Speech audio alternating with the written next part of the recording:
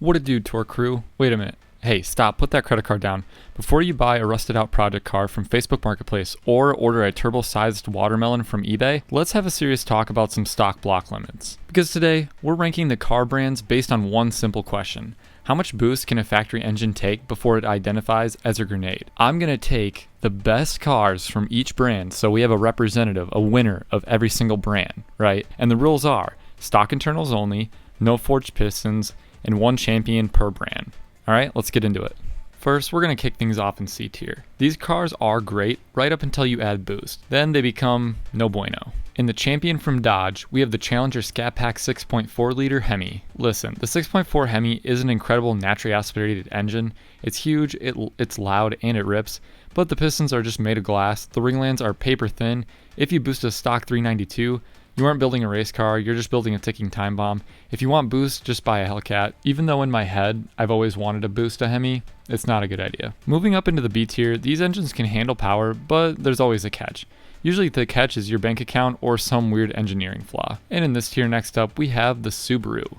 The champion of this one is the WRX STI EJ25. Alright, don't get it twisted, we all love all-wheel drive. Its launch is hard, and we all know the truth, the Ringlands. The EJ25 is allergic to boost spikes. You can make power, but you need a stressful amount of supporting mods to keep it alive. The all-wheel drive saves it from being in the C tier for me, but Uncle Rodney coming to visit keeps it at a strict B-. Next we have Nissan. And, well, our champion from there is the GTR, the VR38 DET. The VR38 is an engineering masterpiece. It handles massive boosts, so why is it stuck in B tier? Well, it's the cost. If you blow a VR38, a replacement engine is around $20,000. This is not a budget build, this is a financial crisis. High potential, but high anxiety. Next, we have Toyota. The representative, the GR Supra B58, so basically the BMW. Look. I know that the 2JZ exists, but a clean MK4 Supra costs around $100,000. And with that information, that is not torque savvy. The modern Supra uses a BMW engine, so it lands in the B tier simply because you have to spend your entire life explaining to people at a gas stations that actually Toyota helped with the tuning, but it's pretty exhausting. Hey, we made it to the A's. Alright, what do we have first? Well, we have Chevy, and the champion or representative from this one is the Camaro SS LT1 V8. It's a small block Chevy. It works. It makes torque everywhere. The only downside is the tight piston ring gaps from the factory. If they get too hot, pop. But for sheer accessibility and parts and availability, solid A tier. Next we have BMW, and the representative, we have the M340i, the B58 inline 6. Alright, the B58 is the best modern engine, period. It's reliable, smooth, and takes boost like a champ. So why isn't it an S tier? Because if you do manage to blow it up, your wallet will really just blow up itself. Parts aren't cheap, but the reliability keeps it in A tier. So, what do we have in the S tier? Next we have Ford, the representative, the Mustang GT Coyote V8. The Coyote V8 is a cheat code. It flows so much air that you barely need to touch the engine to make a 4-digit horsepower. The only reason it's not number one is because blowing up is slightly more expensive than our champion, but 800 horsepower on a stock block, that is the sound of freedom ringing in S tier. And next up on our list, we have Honda. Our representative, the Civic Si, Type R, and K-Series. Honda is the king of budget boost. You can pull a K24 out of the junkyard CRV for the price of a pair of Jordans. Slap a turbo on it, and embarrass some supercars. And what if it blows up? Well, who cares? Go buy another one with the change in your cup holder.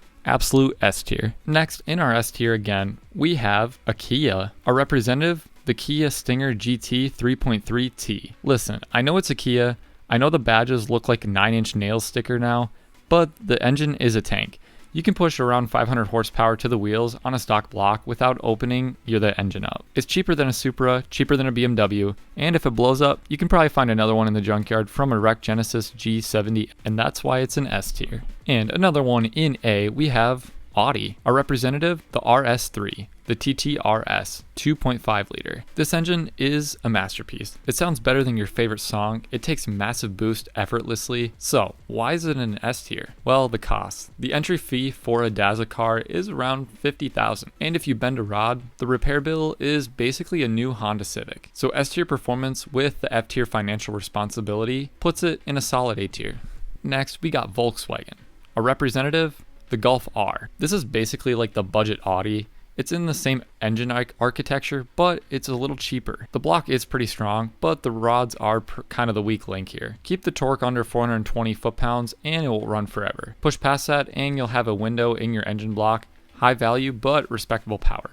A tier. In our next car, we have Mercedes. Our representative, the C63S, the M177 V8. Look, the M177 is a monster. It makes torque that feels like getting hit by a train, but it is complex. The turbos are buried under the hot V inside the engine valley, meaning if anything goes wrong, you have to drop the engine. It's a B tier because while the boost potential is huge, the tiers per mile is potentially even higher. Oh, in our next one, well, I'm gonna get some hate in the comments for this one. We have Mazda. Our representative, the Mazda 3 Turbo. Mazda built this engine for torque and fuel economy, not for YouTube drag races. The connecting rods are thin, the turbo is pretty tiny, and the transmission hates power. If you try to boost this thing to keep up with the WRX, you'll probably end up walking home.